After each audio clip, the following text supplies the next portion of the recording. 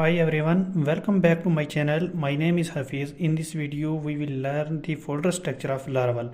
In the previous video, we have learned how to install Laravel, and now in this video, we will learn the basic folder structure of Laravel.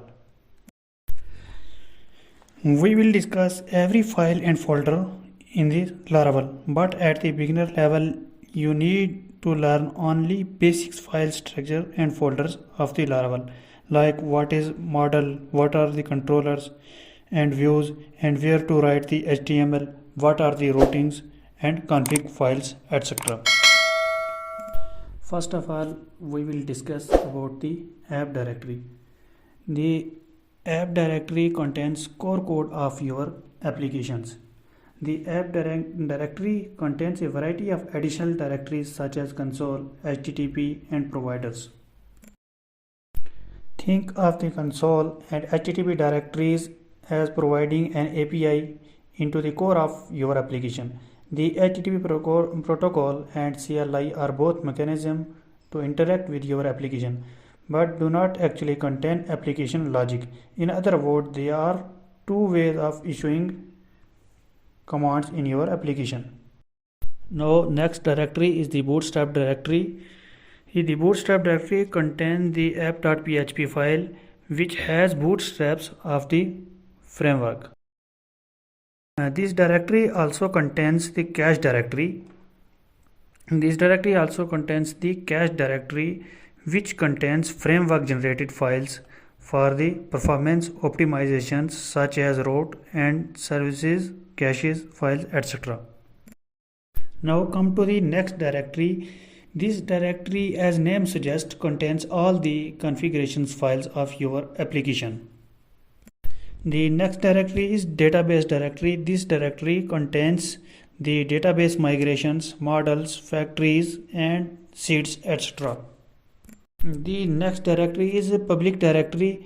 The public directory contains the index.php files which has the entry point of all the requests entering to your application. This directory also houses your assets such as image, CSS, and JavaScript files. The next directory is resource directory. The resource directory contains the views of your applications as well as your raw uncompiled assets such as CSS files, JavaScript files, and it's also contains the languages files.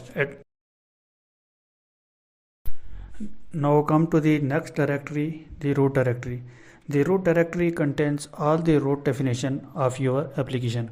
By default, several root files are included with Laravel, web.php, api.php, console.php, and channel.php. The web.php file contains route that the route service provider places in the web middleware group, which provides session states, CSRF tokens, and cookies encryption. If your application does not offer a stateless RESTful API, then it is likely that all of your routes will most likely be defined in the web.php file. The api.php file contains routes that the route service provider places in the API middleware group. The routes are intended to be stateless, so requests entering the application through these routes are intended to be authenticated via tokens and not have to access to the session state. The console.php file is where you may define all of your closure-based console commands. Each closure is bound to a command instance following a simple approach to the interacting with each command. Even though this file does not define HTTP routes, it defines console-based entry point into your application. The next file is the channel.php. The channel.php file is where you may register all of your event broadcasting channels that your application supports. Now come to the next directory, which is storage directory. The storage directory contains your logs, compilability templates, file-based sessions, file caches, and other files generated by the framework. The directory is segregated into app, framework, and logs directory. The app directory may be used to store any files generated by your application. The framework directory is used to store the framework generated files and caches. Finally, the logs directory contains your application log files. In the storage directory, we have a app directory, and in the app directory we have public directory. In the public directory may be used to store the user generated files such as profile avatars that should be publicly accessible. You should create a symbol like a public/storage which points to the directory. You may create the link using the PHP artisan storage link artisan command. Now come to the next directory, which is the test directory. The test directory contains your automated test. Example, PHP unit tests and feature tests are provided out of the box. Each test class should be suffixed with the word test, capital test. You may run your test using the PHP unit or PHP vendor/bin/PHP unit command. Now come to the next directory. The next directory is vendor directory. The vendor directory contains your Composer dependencies. The dependencies which are installed via Composer. Now let us discuss about the configuration file, which is .env file.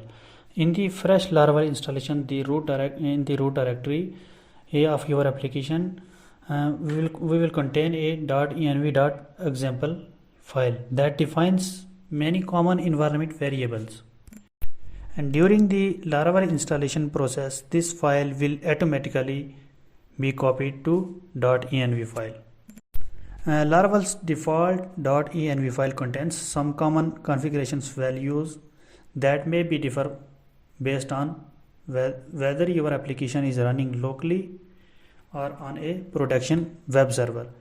These values are then retrieved from the various Laravel configuration files within the config directory using Laravel env function. If you are developing with a team, you may wish to include a .env.example file with your application by putting placeholder values in the example configuration file. Other developer on your team can clearly see which environment variable you are needed to run your application. For the security purpose, we will not use the .env file on your live server because we will use the configuration files which are in the config folder, and .env file we will use on the local server only. And now come to the next file, which is composer.json file. Composer.json file is a JSON file and placed in the root directory of the Laravel project. It's proposed to specify a common project properties, metadata, and dependencies, and it is a part of array of existing projects. Composer.json files is just a config files that describe your applications. By that I mean your application, its version, and what it needs to work properly, also known as the dependency, can all be written inside the composer.json files. And you know, I have already explained in my previous video, Composer is a dependency manager for the PHP. A Composer will manage the dependencies you require on a project by the project base. This means that Composer will put all the required libraries, dependencies, and manage them all in one place. So this is the directory structure and file structure of the Laravel project.